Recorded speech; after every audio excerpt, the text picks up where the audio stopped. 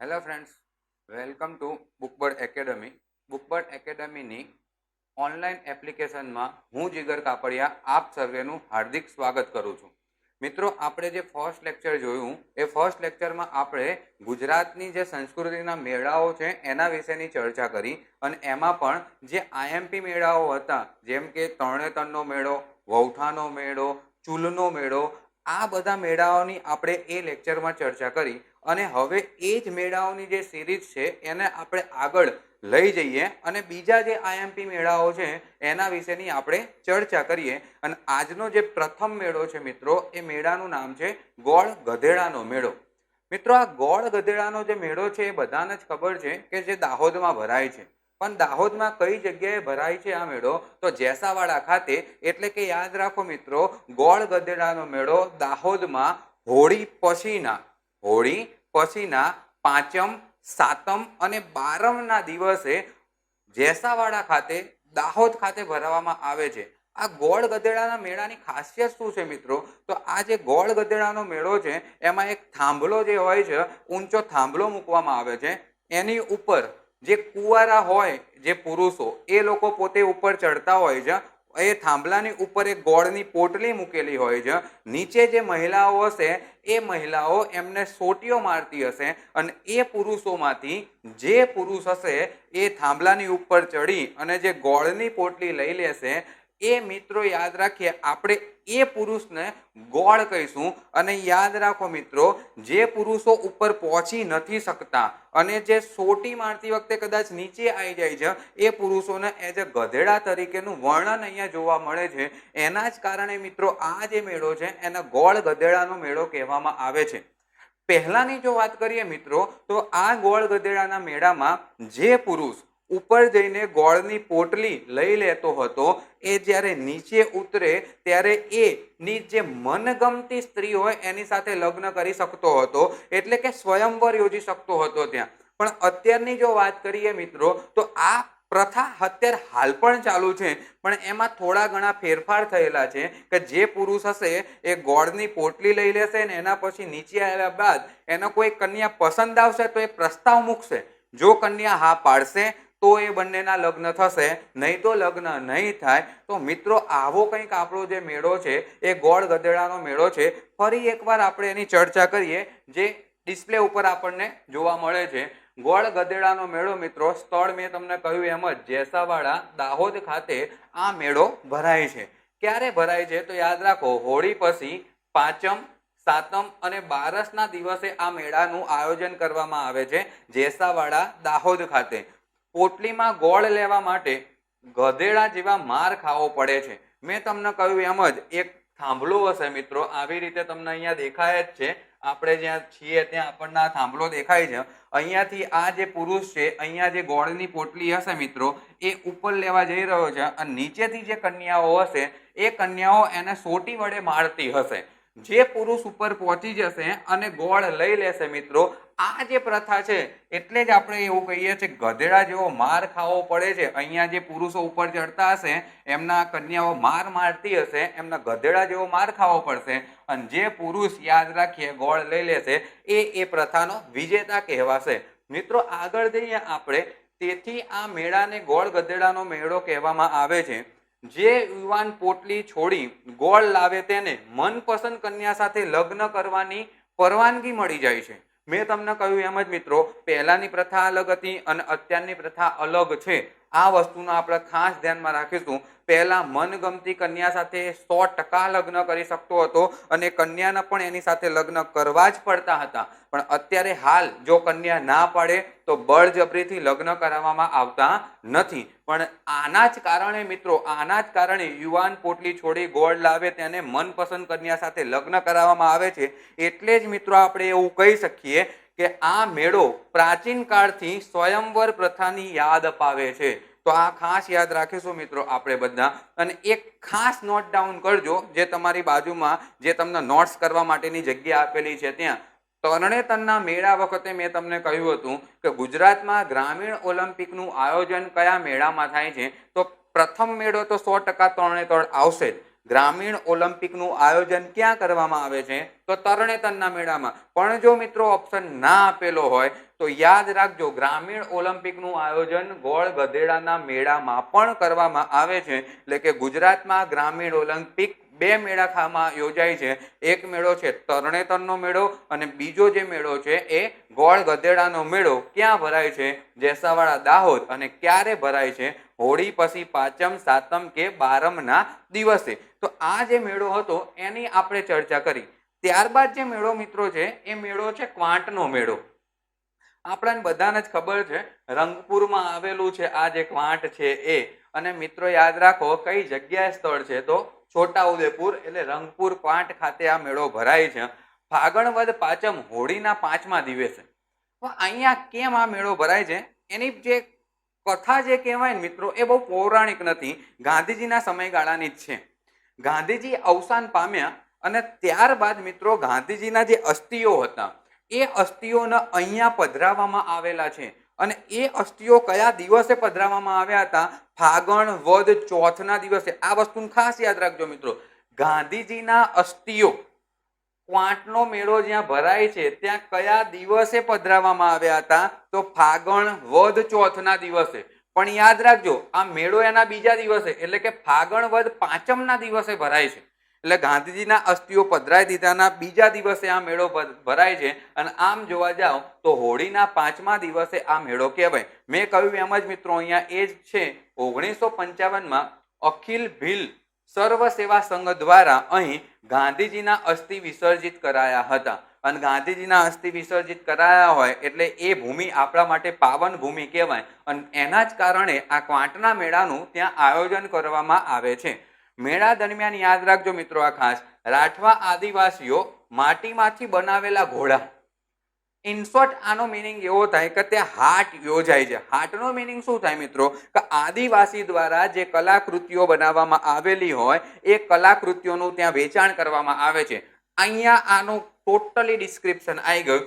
માટીમાંથી બનાવવામાં આવેલા ઘોડા અને અન્ય દૈવી આકૃતિની ગામની બહાર આવેલા દેવના સ્થાનકે મૂકી આવે છે અને માને છે કે તેઓ દેવને ખુશ કર્યા. એટલે કે એક હાટનું જે આયોજન થાય છે મિત્રો એની અહીંયા ચર્ચા કરેલી છે. ખાસ યાદ રાખીશું મિત્રો. ફરીથી એક વખત યાદ રાખી લો. મેળા દરમિયાન રાઠવા આદિવાસીઓ, આ ખાસ યાદ રાખજો, પણ આદિવાસીમાં જે કોમ છે એ જે રાઠવા આદિવાસીઓ છે એ માટીમાંથી ઘોડા બનાવશે, દૈવીય આકૃતિ બનાવશે અને ત્યાં વિસર્જિત કરવાનું કાં તો એના શું કહેવાય વેચવાનું જે કાર્ય છે એ આ મેળામાં ક્વાંટના મેળામાં થતું હોય છે મિત્રો. આ ખાસ યાદ રાખીશું. ક્વાંટનો મેળો છે એ મિત્રો યાદ રાખો આદિવાસીઓ દરેક મેળાની જેમ આ મેળામાં પણ પાવા, ઢોલ, તૂર, પિસારો વગાડતા આ મેળાનો આનંદ માણતા હોય છે. આદિવાસીનો કોઈ પણ મેળો લઈ લેશો મિત્રો, આપણે ધારો કે વાત કરીએ તો આદિવાસી સંસ્કૃતિમાં જઈએ તો આદિવાસી જે સંસ્કૃતિ છે એમાં ડાંગ જિલ્લામાં જાઓ તો ડાંગ જિલ્લામાં ડાંગ દરબાર ભરાય છે. ત્યાં પણ મિત્રો જે વાજિંત્રો છે ને આ જ વાજિંત્રો હશે. પાવો હશે, ઢોલ હશે, તૂર હશે, પિસારો હશે. આ જ વાજિંત્રો વગાડતા હોય છે અને એ વાજિંત્રો વગાડતા આનંદ લેતા હોય છે. અને આ મેળામાં આદિવાસીઓ દ્વારા અનેક નાની મોટી હાટડીઓ બજાર ભરાય છે. મેં હમણાં જ તમને કહ્યું મિત્રો, હાટડીઓ એટલે એને હાટ કહેવાય. હાટ એટલે હાટડીઓનો મિનિંગ શું થાય? તો યાદ રાખીશું મિત્રો કે એ લોકોએ જે પોતાની જે સંસ્કૃતિ છે, જે ચિત્રો બનાવેલા છે, જે વાસણો બનાવેલા છે, જે પણ હથિયારો બનાવેલા છે એનું વેચાણ કરવા માટે જે બજાર ભરાય છે આદિવાસીઓનું, એ જે આદિવાસીઓનું બજાર છે એને હાટડી કહેવામાં આવે છે. એટલે કે હાટ કહેવામાં આવે છે. મોટા ભાગના મેળામાં મિત્રો યાદ રાખજો હાટ તો ભરાતું જ હોય. મોટા ભાગના મેળામાં તમે કોઈ પણ મેળામાં જાઓ, પણ અહીંયા કેમ વિશેષ દર્શાવવામાં આવેલું છે તેનું કારણ એકમાત્ર છે કે અહીંયા આ વિશેષ સ્થાન ધરાવે છે એના જ કારણે. અને આ મેળાનું આયોજન ખાસ યાદ રાખીશું મિત્રો. 110% એક્ઝામમાં પૂછાવા લાયક ક્વેશ્ચન છે આ કે ક્વાંટના મેળાનું જે આયોજન છે એ કોના દ્વારા કરવામાં આવે છે? તો ક્વાંટના મેળાનું જે આયોજન છે એ આનંદ નિકેતન આશ્રમ દ્વારા કરવામાં આવે છે.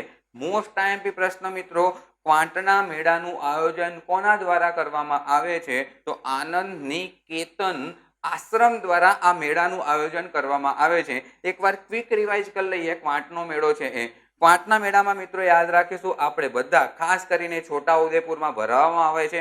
ગાંધીજીના જે અસ્થિઓ હતા એ ગાંધીજીના અસ્થિઓ ફાગણ વદ ચોથના દિવસે ત્યાં વિસર્જિત કરવામાં આવ્યા અને એના જ કારણે ફાગણ વદ પાંચમ એટલે કે હોળી પછીના 5મા દિવસે છોટાઉદેપુરમાં જે મેળો ભરાય છે એ મેળો જે ખરા એ ક્વાંટનો મેળો છે અને આ ક્વાંટના મેળાનું જે આયોજન છે એ આયોજન કોના દ્વારા કરવામાં આવે છે? આનંદ નિકેતમ આશ્રમ દ્વારા. ખાસ યાદ રાખીશું મિત્રો, આ રહી જે વાત છે.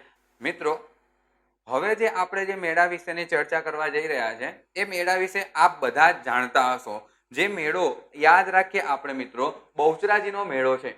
આ જે બહુચરાજીનો મેળો છે એની ચર્ચા કરું એ પહેલા થોડી ઘણી આપને માહિતી આપી દઉં, જે મેં અગાઉના લેક્ચરમાં તમારી સાથે ચર્ચા કરેલી છે કે ભારતમાં ટોટલ 51 શક્તિપીઠો આવેલા છે અને એ 51 શક્તિપીઠોમાંથી મિત્રો ગુજરાતમાં કેટલા શક્તિપીઠો આવેલા છે? તો 3.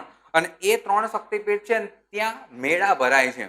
એમાંનું એક શક્તિપીઠ એટલે યાદ રાખીએ મિત્રો આપણે બહુચરાજી, કે જે યાદ રાખો મહેસાણા જિલ્લામાં આવેલું છે અને આ બહુચરાજી ખાતે ચૈત્રી સુદ પૂનમના દિવસે મેળો યોજાય છે.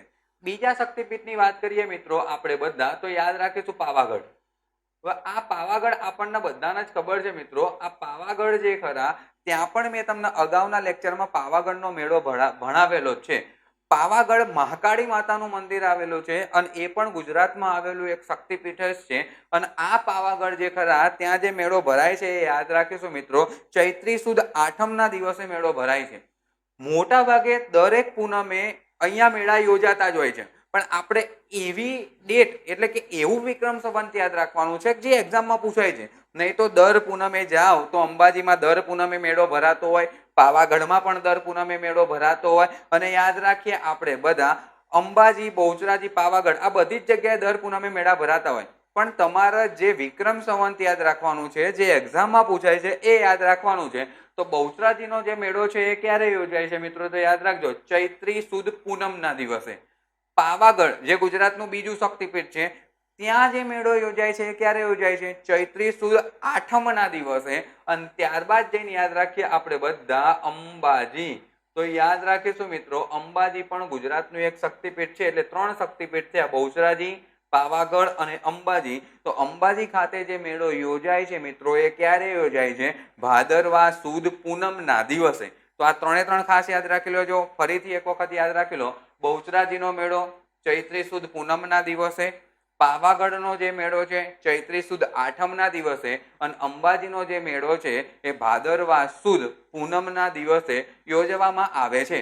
આગળ વાત કરીએ મિત્રો, જે મેં તમને કહ્યું એમ ગુજરાતમાં કેટલા શક્તિપીઠ આવેલા છે? તો 3 શક્તિપીઠ. અને એમાં બહુચરાજી માં, જે મહેસાણામાં બહુચરાજી માતાનું આદ્ય સ્થાન છે એ યાદ રાખો, શ્રદ્ધા, ભક્તિ અને શક્તિનો ત્રિવેણી સંગમ માનવામાં આવે છે. મોટા ભાગે તો મિત્રો યાદ રાખીશું, દરેક માતાજીનું મંદિર છે એ આ ત્રણેયનો ત્રિવેણી સંગમ જ કહેવાય. શ્રદ્ધા, ભક્તિ અને શક્તિનો ત્રિવેણી સંગમ જ છે બધે જ. અને હવે જો આપણે આ યાદ રાખીએ તો બહુચરાજીની જે આજુબાજુનો પ્રદેશ છે એ ચુવાડ પંથક તરીકે ઓળખવામાં આવે છે. આ વસ્તુ જે મિત્રો ખરા ને એ આમ રિયલીમાં ભૂગોળનો એક ભાગ છે. ભૂગોળમાં તમારે બધા અલગ અલગ પ્રદેશોના નામ યાદ રાખવાના હોય છે, જે એક્ઝામમાં પૂછાતા હોય છે. આપણને બધાને જ ખબર છે કે તમને બધાને જ કમ્પ્લીટ ખબર છે કે વઢિયાર પ્રદેશ એટલે કયો પ્રદેશ? તમને આવો પૂછાય છે. લીલી નાગેર એટલે કયો પ્રદેશ? ચોરવાડ એટલે કયો પ્રદેશ? કાનમ એટલે કયો પ્રદેશ? આ જે બધા પ્રદેશો પૂછાતા હોય છે એનો તમારે જવાબ આપવાનો હોય છે. એટલે જ મિત્રો અહીંયા મૂકી દેવામાં આવેલું છે કે બહુચરાજીની આજુબાજુનો જે વિસ્તાર છે એ ચુવાડ પંથક તરીકે ઓળખવામાં આવે છે. અને હવે વાત કરીએ મિત્રો, વજેસી સોલંકી કરીને એક વ્યક્તિ હતા અને એ વજેસી સોલંકીની એક પુત્રી, જે પુત્રીનું નામ હતું તેજલબા. હવે આ જે તેજલબા છે એ મિત્રો યાદ રાખીશું મિત્રો, વરખડી પાસેના જળાશયમાં સ્નાન કરવા માટે પહોંચે છે. અને એ વરખડી પાસેના જળાશયમાં સ્નાન કરવા માટે પહોંચ્યા અને સ્નાન કરીને જ્યારે રિટર્ન થયા એ તેજલબા, ત્યારે એ તેજલબા સ્ત્રીમાંથી એ પુરુષ બની ગયા હતા. આનો મિનિંગ એવો થાય કે ત્યાં લિંગ પરિવર્તન થઈ ગયું હતું. અને એવું માનવામાં આવે છે મિત્રો કે આ જે લિંગ પરિવર્તન થયું અહીંયા, એ ક્યાંક ને ક્યાંક માતાજીની એક શક્તિનું એક સ્વરૂપ છે, કાં તો માતાજીની એક શક્તિ, ભક્તિ, શ્રદ્ધાનો જે ત્રિવેણી સંગમની મેં તમને વાત કરી એમનો એક આ પરચો પૂરો હોય એમને, એવું કહેવામાં આવે છે. તો યાદ રાખીએ, શ્રી બહુચર માતાજીના ચોથા પ્રાગટ્ય દિન ચૈત્ર સુદ પૂનમના દિવસે કારલી ગામના રાજા, આ ખાસ યાદ રાખજો, કારલી ગામના રાજા વજયસિંહ સોલંકીની કુંવરી એટલે કે પુત્રી, જેનું નામ શું હતું? તેજલબા. અને આ તેજલબા વરખડી પાસેના જળાશયમાં સ્નાન કરતા તેઓ સ્ત્રીમાંથી પુરુષ થયા હતા, જે મિત્રો આપણે યાદ રાખવાનું થાય. અને ત્યાર પછી યાદ રાખીએ, તેજલબામાંથી તેજપાલસિંહ થઈ ગયા. ઓબ્વિયસલી વસ્તુ છે, મેં તમને કહ્યું કે લિંગ પરિવર્તન થઈ ગયું, સ્ત્રીમાંથી શું થઈ ગયા? પુરુષ. હવે પુરુષ બની ગયા છે તો એમનું નામ તેજલબા તો રહેવાનું નથી. સેમ ટુ સેમ માંથી ખાલી આપણે આ કરી દેવાનું છે. તેજપાલસિંહ બનવાની માતાજી પોતાની તેજસ્વ રૂપના દર્શન કરાવ્યા હતા, એટલે કે એમણે એક પરચો પૂર્યો હતો એવું આપણે માની શકીએ છીએ. યાદ રાખીએ મિત્રો, ચૈત્રી પૂનમે માતાજીનો પ્રાગટ્ય દિવસ ગણાય છે.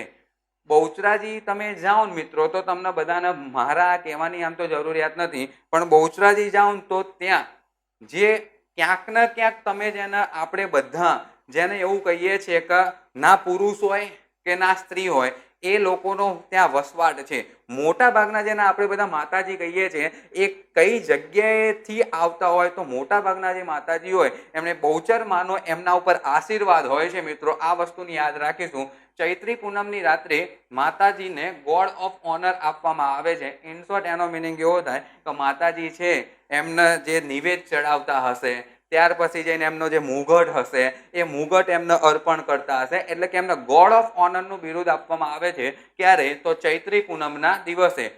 આ સ્થળ આ ખાસ યાદ રાખજો. મેં તમને હમણાં જ કહ્યું એમ, કિન્નર. કિન્નર એટલે તમને બધાને જ ખબર છે, વેંડળો.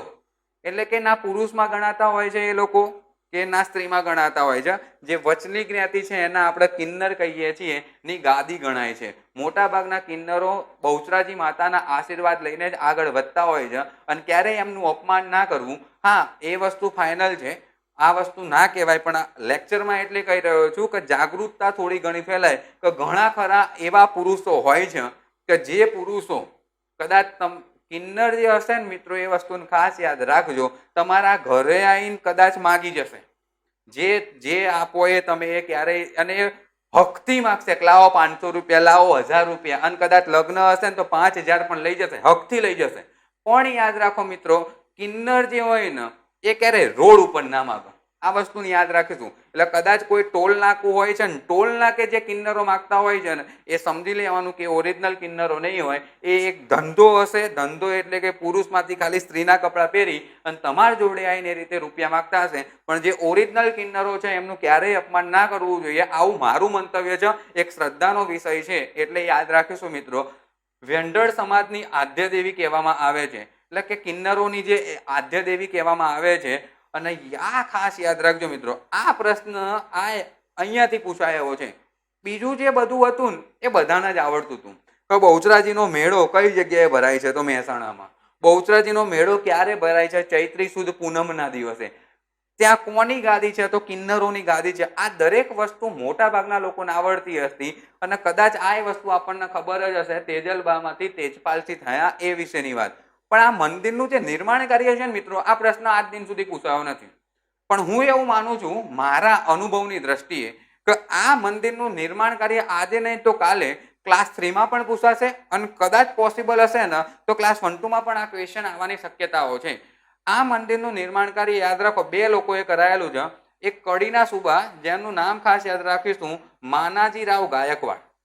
કડીના સુબા હતા જેમનું નામ હતું માનાજીરાવ ગાયકવાડ. એમણે આ મંદિરનું નિર્માણ કાર્ય, તમે એવું કહી શકો છો, જીર્ણોદ્ધાર કરાવેલો હતો. પહેલેથી મંદિર તો હતું જ, પણ એ મંદિરના વિશિષ્ટ રૂપ, મોટું રૂપ કોના દ્વારા આપવામાં આવ્યું? તો કડીના સુબા હતા જેનું નામ હતું માનાજીરાવ ગાયકવાડ. અને તદ ઉપરાંત યાદ રાખો, મરાઠાના એક સુબા હતા. કડીના તો સુબા હતા જ માનાજીરાવ ગાયકવાડ, પણ તદ ઉપરાંત મરાઠાના એક સુબા હતા જેનું નામ હતું નાના ફડણવીસ. તમે મહારાષ્ટ્રમાં જાઓ ને તો આ તમને દેખાતું જ હશે, ફડણવીસ લોકો ત્યાં બહુ જ બધા હોય. અને મરાઠા લોકો એટલે આપણને બધાને ખબર જ છે કઈ જગ્યાએના હશે, મહારાષ્ટ્રના. એટલે મરાઠાના એક સુબા હતા જેનું નામ હતું નાના ફડણવીસ. એમણે પણ આ મંદિરનું નિર્માણ કાર્ય કરેલું છે. તો ખાસ યાદ રાખવું રહ્યું મિત્રો, બહુચરાજીના મેળામાં ફરીથી એક વખત ક્વિક રિવાઇઝ કરી લઈએ. બહુચરાજીનો મેળો ક્યાં ભરાય? તો યાદ રાખીશું મિત્રો, મહેસાણામાં બહુચરાજી ખાતે. ક્યારે ભરાય છે? ચૈત્રી સુદ પૂનમના દિવસે. યાદ રાખો મિત્રો, તેજલબામાંથી શું નામ થઈ ગયું? તેજપાલસિંહ નામ થઈ ગયેલું છે. માતાજીની એક શક્તિનો એ શક્તિ જે હશે માતાજીની એનો એક પડચો છે એ તમારી સામે એ માતાજી એ વખતે મૂક્યો હતો. ત્યાર પછી જઈને યાદ રાખીએ કોની ગાદી કહેવામાં આવે છે, તો કિન્નરોની આ ગાદી કહેવામાં આવે છે, કિન્નરોની આદ્ય દેવી કહેવામાં આવે છે. અને મંદિરનું જે નિર્માણ કાર્ય છે એ કડીના જે સુબા હતા એમનું નામ શું હતું, તો યાદ રાખજો માનાજી રાવ ગાયકવાડ. અને મરાઠા એટલે કે મહારાષ્ટ્રના જે સુબા હતા એ સુબાનું નામ શું હતું, તો નાના ફડણવીસ જે નામ હતું એ મિત્રો યાદ રાખવાનું હતું. તો બહુચરાજીનો જે મેળો હતો એની ચર્ચા આપણે અહીંયા કરી. મિત્રો આપણે બહુચરાજી માતાનો જે મેળો હતો એના વિશે ભણ્યા. અને હવે મિત્રો આપણે આગળ એક મેળાની ચર્ચા કરીએ, નકળંગનો મેળો, જેના આપણે બધા યાદ રાખો નિષ્કલંક મહાદેવના મેળા તરીકે પણ ઓળખીએ છીએ. કોડિયાક ભાવનગર ખાતે આ મેળો યોજાય છે. અને આ કોડિયાક ભાવનગર ખાતે મેળો કેમ યોજાય છે પહેલા એના વિશેની ચર્ચા કરી લઈએ. આપણને બધાને જ ખબર છે કૌરવો અને પાંડવો વચ્ચે એક ભીષણ યુદ્ધ થયું હતું અને એ યુદ્ધમાં અનેક લોકો મૃત્યુ પામ્યા હતા. પાંડવોની જીત થઈ હતી, શ્રી કૃષ્ણ ભગવાન એમની સાથે હતા, તો ઓબ્વિયસલી વસ્તુ છે કે પાંડવોની જીત થવાની હતી. પણ ક્યાંક ને ક્યાંક પાંડવોને એવું લાગતું હતું કે અમે બહુ જ બધા પાપ કર્યા છે. એનું કારણ એકમાત્ર હતું કે યુદ્ધમાં ક્યાંક ને ક્યાંક પાંડવોથી સારા સારા વ્યક્તિઓના મૃત્યુ કરવામાં આવેલા, અને એટલે જ એમને એવું લાગતું હતું કે અમે બહુ જ બધા પાપ કર્યા છે. અને એના જ કારણે કુંતા માતા જે હતા એ કુંતા માતાએ પાંડવોને કહ્યું કે તમે જે પાપ કર્યા છે એ પાપને તમારે ધોવા હોય તો યાદ રાખીએ આપણે બધા અહીંયા લખેલું છે હિમાળો ગાળવાનું કહેવામાં આવ્યું. કોના દ્વારા કહેવામાં આવ્યું? કુંતા માતા દ્વારા. હવે તમારા મનમાં પાછો એક ક્વેશ્ચન થશે, સાહેબ આ હિમાળો ગાળવો એટલે શું? તો યાદ રાખો કુંતા માતાએ પાંડવોના બીજું કશું જ નહીં, આ હિમાળો ગાળવાનો મિનિંગ એવો થાય કે તમે લોકો એક કામ કરો, અહીંયાથી હિમાલય પર્વત જાઓ અને હિમાલય પર્વત જઈને મહાદેવના દર્શન કરો અને ત્યાંથી તમારા પાપ ધોવાઈ જશે. પાંડવો હિમાલય તરફ પ્રયાણ કરે છે અને ત્યાં જઈ મહાદેવના દર્શન કરે છે અને ત્યારે મહાદેવ દ્વારા પાંડવોને એક લાલ ધજા આપવામાં આવે છે. અને આ જે લાલ ધજા હોય છે એ લાલ ધજા આપીને મહાદેવ દ્વારા એવું કહેવામાં આવે છે મિત્રો કે આ ધજા તમે લઈને ફરો અને જે જગ્યાએ આ ધજા લાલમાંથી સફેદ થઈ જાય એ જગ્યાએ મારા શિવલિંગનું તમે પૂજન અર્ચના કરજો અને મારા શિવલિંગની ત્યાં સ્થાપના કરજો. અને એના જ કારણે મિત્રો અહીંયા યાદ રાખજો સફેદ ધજા ચડાવવામાં આવે છે. મોસ્ટ ટાઈમ પ્રશ્ન, કયા મેળામાં શિવલિંગ પર સફેદ ધજા ચડાવવામાં આવે છે મિત્રો? તો નકળંગનો મેળો નિષ્કલંક મહાદેવના મેળા ખાતે શિવલિંગ ઉપર સફેદ ધજા ચડાવવામાં આવે છે. મહાદેવે જે ધજા આપી હતી એ લાલ કલરની હતી. આ લોકો પરિભ્રમણ કરતા હતા એને લઈ, અને આ જગ્યાએ જ્યારે પહોંચ્યા ભાવનગર કોડિયા ખાતે પાંડવો, ત્યારે એ લાલ ધજામાંથી એ ધજા સફેદ થઈ ગઈ. અને એના જ કારણે અહીંયા યાદ રાખીશું મિત્રો, શિવલિંગ આ તમને દેખાય છે, આ શિવલિંગની સ્થાપના કરવામાં આવી. કોના દ્વારા કરવામાં આવી? પાંડવો દ્વારા. તો આ જે કથા હતી આ કથા આ મેળા સાથે સંકળાયેલી હતી મિત્રો. હવે આપણે આગળ જઈએ તો કોડિયાક ભાવનગર ખાતે આ મેળો તો યોજાય જ છે. ભાદરવા વદ અમાસના દિવસે આ મેળો યોજાય છે. આજુબાજુના ગામમાંથી આવતા અસંખ્ય સમુદાયમાં મુખ્યત્વે યાદ રાખજો મિત્રો કોળી પ્રજાનો આ મેળો છે. આજુબાજુના ગામના અસંખ્ય લોકો આવે છે, પણ આ જે મેળો છે એ મોટા ભાગે જે પ્રજા હોય છે એમાં કોળી પ્રજા વિશેષ હોય છે. એટલે કોળી પ્રજા અહીંયા વિશેષ જોવા મળે છે, એટલે કોળી પ્રજાનો મેળો કહેવામાં આવે છે. મેં તમને જે વાર્તા કહી કૌરવો અને પાંડવોની, પાંડવો હિમાલય ગયા, મહાદેવ દ્વારા લાલ કલરની ધજા આપવામાં આવી. એ જે ધજા હતી એ પાંડવો લઈ અને પૃથ્વી પર પરિભ્રમણ ચાલુ કર્યું. અને એ જે પરિભ્રમણ હતું એમ મહાદેવ દ્વારા કહેવામાં આવેલું હતું કે આ લાલ ધજા સફેદ થઈ જાય એ જગ્યાએ મારા શિવલિંગની સ્થાપના કરજો. અને એ જે લાલ ધજા હતી એ આપણા નિષ્કલંક મહાદેવનો મેળો એટલે કે નકળંગનો મેળો એટલે કે કોડિયાક ભાવનગર ખાતે આવીને લાલમાંથી સફેદ થઈ. અને અહીંયા જ તમને જે દેખાય છે આ શિવલિંગની સ્થાપના પાંડવો દ્વારા કરવામાં આવી. એ જ વસ્તુ અહીંયા લખેલી છે. મહાભારતના કૌરવો અને પાંડવો, મહાભારતના કૌરવો અને પાંડવો વચ્ચે યુદ્ધ બાદ માતા કુંતા દ્વારા પાંડવોને હિમાળો ગાળવાનું કહેવામાં આવ્યું. હિમાળો ગાળવો એટલે શું? મેં તમને કહી દીધું કે કુંતા માતાએ એમને ખાલી એટલું જ કીધું હતું કે તમે અહીંયાથી હિમાલય જઈને મહાદેવના દર્શન કરો. એમને હિમાળો ગાળવો કહેવામાં આવે છે. આ મેળાની આગળ વાત કરીએ મિત્રો, અહીં કોડિયાક ખાતે પાંડવો પોતાના પાપમાંથી નિષ્કલંક બન્યા. મેં તમને કહ્યું એમ જ કે પાંડવોના બહુ જ બધા પાપ કર્યા હતા જે યુદ્ધ થયું હતું એમાં. એટલે અહીંયા મહાદેવ દ્વારા જે ધજા આપવામાં આવી હતી એ સફેદ થઈ ગઈ, શિવલિંગની અહીંયા પૂજા કરી, અર્ચના કરી, સ્થાપના કરી, એટલે પાપમાંથી મુક્ત બન્યા. મુક્ત એટલે કે નિષ્કલંક બન્યા. એટલે જ મિત્રો અહીંયા જે મહાદેવ છે, જે શિવલિંગ છે, એને નિષ્કલંક મહાદેવ કહેવામાં આવે છે. અને તેથી અહીં પાંડવો દ્વારા નિષ્કલંક મહાદેવની સ્થાપના કરવામાં આવી. આજે પણ ત્યાં 5000 વર્ષ પહેલા પાંડવો દ્વારા સ્થાપિત 5 શિવલિંગ હયાત છે. મેં તમને કહ્યું એમ જ પાંડવોએ અહીંયા શિવલિંગ સ્થાપ્યા હતા. અને 5 શિવલિંગ કેમ હશે? તો પાંડવો ટોટલ 5 હતા, દરેકે અલગ અલગ શિવલિંગ સ્થાપેલા હતા. એટલે 5 શિવલિંગ અત્યારે હયાત છે. અને મંદિર પર ભગવાન ભાવનગરના મહારાજાના હાથે પૂજન થયેલી, ખાસ યાદ રાખવું, આ સફેદ ધજા જ ચડે છે. ભાવનગરના મહારાજા જ ચડાવશે, કારણ કે ભાવનગરના કોડિયાક ખાતે આવેલું છે. અને ધજા કઈ કલરની ચડાવવામાં આવે છે? સફેદ ધજા. કયા મેળામાં શિવલિંગ પર સફેદ ધજા ચડાવવામાં આવે છે? નિષ્કલંક મહાદેવનો મેળો, કાં તો ખાસ યાદ રાખીશું નકળંગનો જે મેળો છે ત્યાં. અહીં ભાદરવા સુદ પાંચમ એટલે કે યાદ રાખજો, ઋષિ પાંચમના દિવસને સ્નાન કરવાનું મહાત્મા છે. એનો મિનિંગ એવો થાય મિત્રો કે ઋષિ પાંચમના દિવસે અહીંયા લોકો સ્નાન કરવા માટે આવે છે. એનું કારણ એકમાત્ર છે, પાંડવો અહીંયાથી પાપમાંથી નિષ્કલંક થયા હતા, મુક્ત થયા હતા. એના જ કારણે મિત્રો આ લોકો પણ, આપણે પણ એવી માન્યતા ધરાવીએ છીએ કે અહીંયા જો સ્નાન કરીશું તો આપણે પણ પાપમાંથી મુક્ત થઈશું, આપણે પણ પાપમાંથી નિષ્કલંક થઈશું. અને એના જ કારણે લોકો ઋષિ પાંચમ એટલે કે ભાદરવા સુદ પાંચમના દિવસે અહીંયા લોકો સ્નાન કરવા માટે આવે છે. મિત્રો અહીંયા એક બીજી ચર્ચા કરી લો. અહીંયા તમે જ્યારે જાઓ છો ત્યારે આ જે શિવલિંગો છે ને એ તમને દેખાતા નથી. એનું કારણ એકમાત્ર છે, દરિયામાં બહુ દૂર સુધી છે. અહીંયા જ્યારે ઓટ આવશે ને ત્યારે જ તમને આ શિવલિંગના દર્શન થશે અને ત્યારે જ તમે ત્યાં જઈ શકશો. જ્યારે દરિયામાં ભરતી ચાલતી હશે ને મિત્રો ત્યારે તમે શિવલિંગના દર્શન નથી કરી શકતા, શિવલિંગ દેખાતા પણ નથી, તમે ત્યાં જઈ પણ શકતા નથી. એટલે યાદ રાખીશું મિત્રો આપણે બધા ખાસ નિષ્કલંક મહાદેવનો મેળો, નકળંગનો મેળો એક વખત આપણે ફરી રિવાઇઝ કરી લઈએ. કઈ જગ્યાએ ભરાય છે? કોડિયાક ભાવનગર ખાતે, ભાદરવા વદ અમાસના દિવસે. કઈ પ્રજાનો મેળો ગણવામાં આવે છે? તો કોળી પ્રજા વિશેષ હોય છે. કૌરવો અને પાંડવોના યુદ્ધ બાદ કુંતા માતાએ હિમાળો ગાળવાનું પાંડવોને કહ્યું.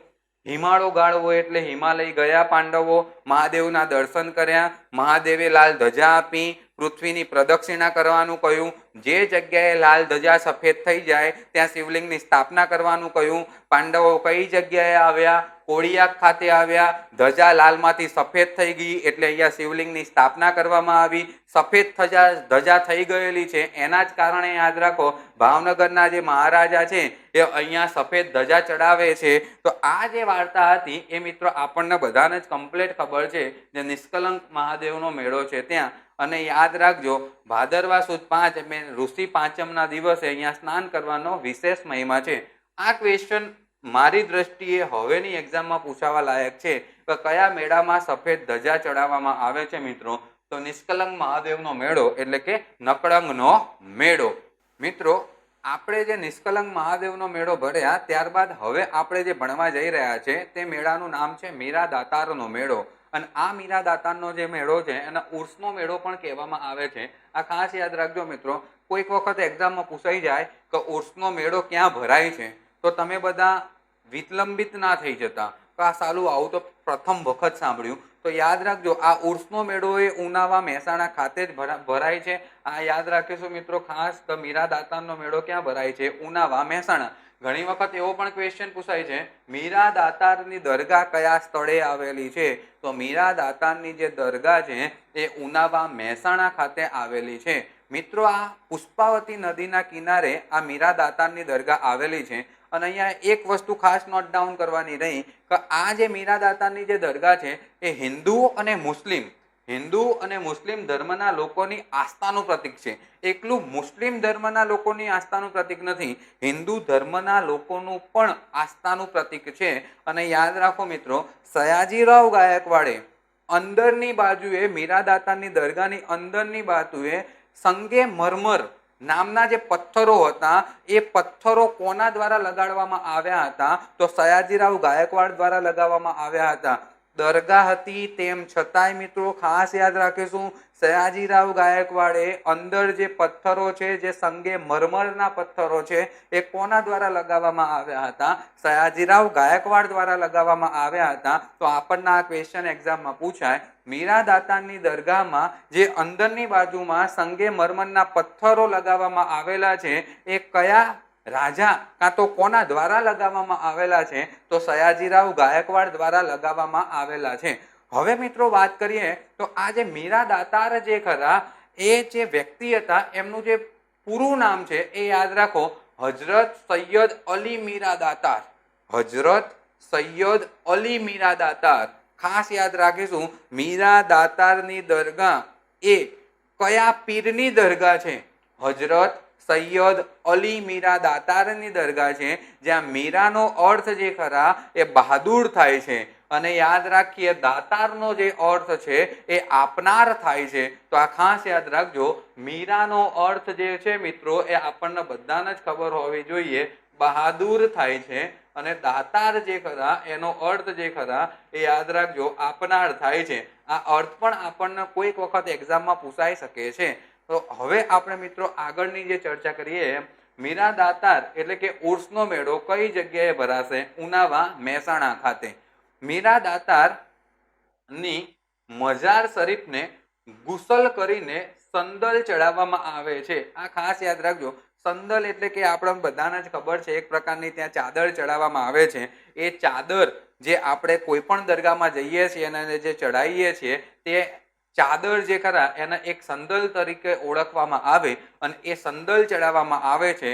આ ગુસલનું જળ શ્રદ્ધાળુઓને પ્રસાદી રૂપે આપવામાં આવે છે.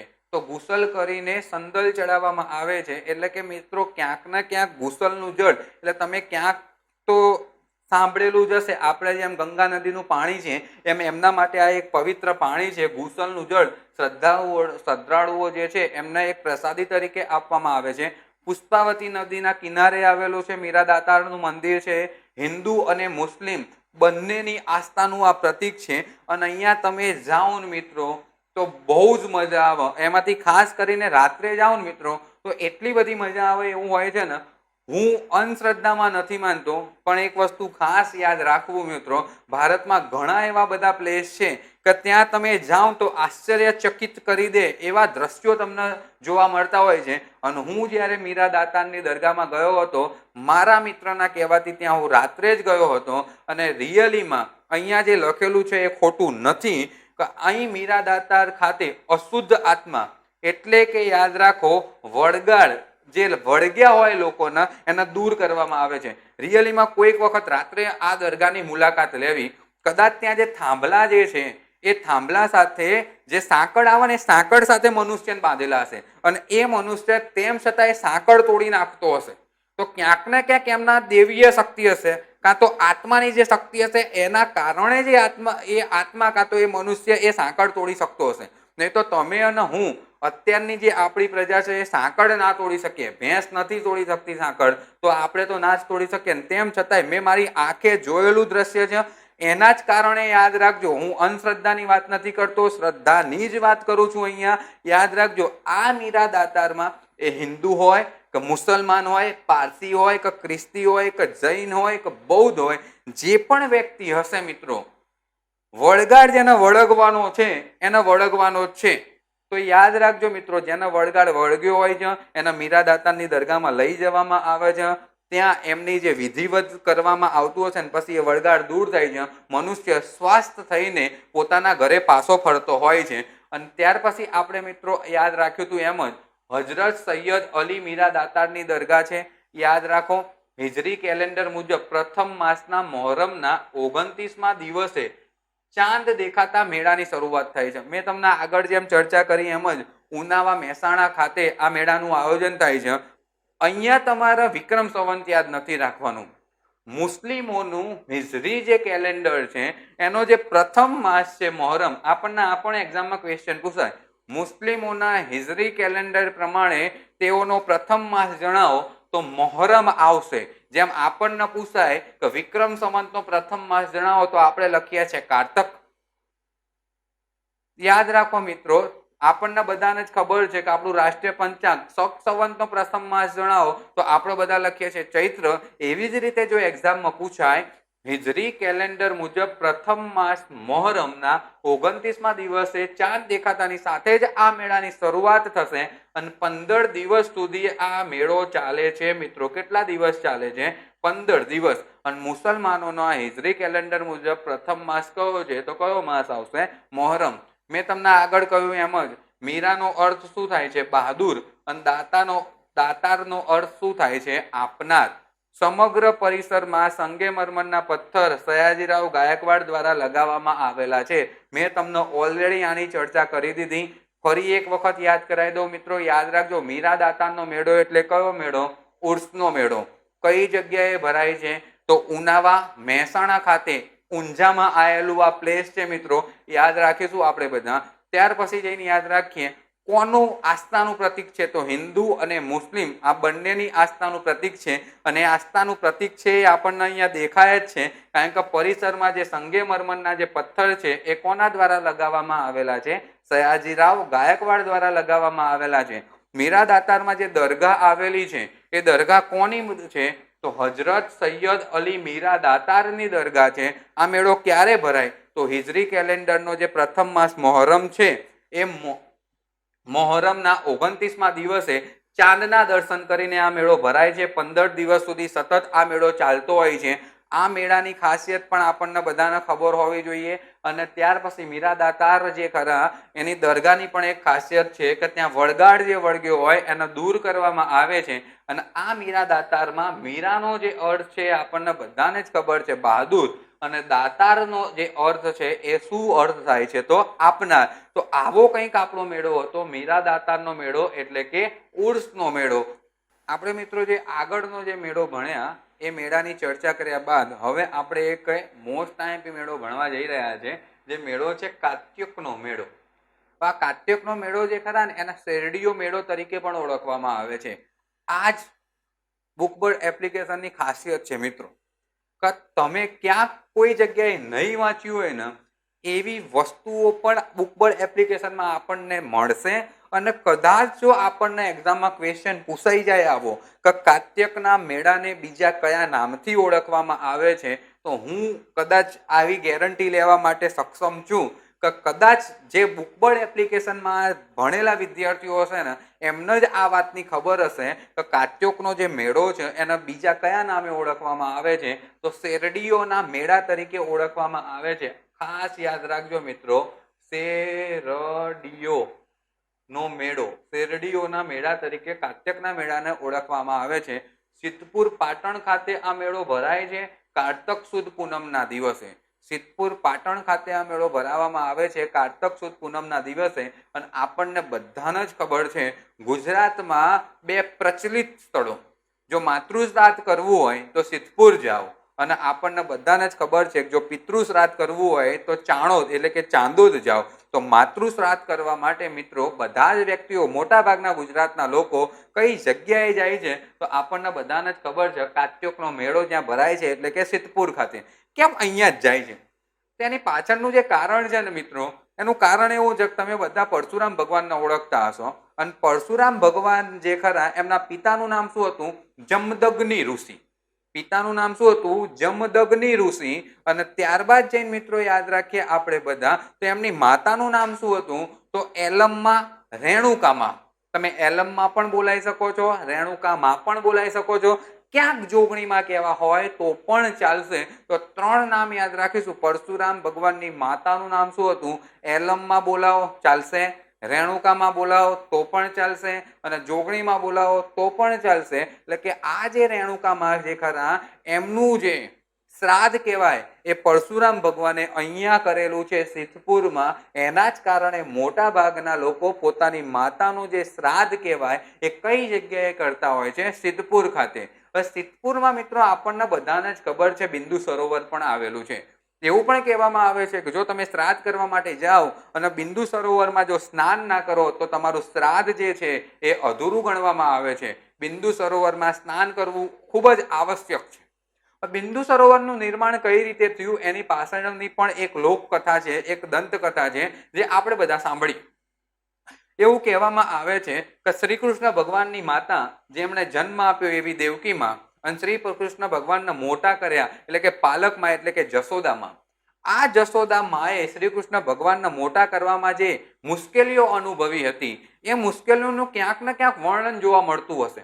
અને એ વર્ણન એટલે કે શ્રી કૃષ્ણ ભગવાન પૃથ્વી પર જન્મ્યા જ્યાં સુધી એ અવસાન પામ્યા ભાલકા તીર્થ ખાતે, એનું વર્ણન એમને સાંભળવાની ઈચ્છા થાય છે.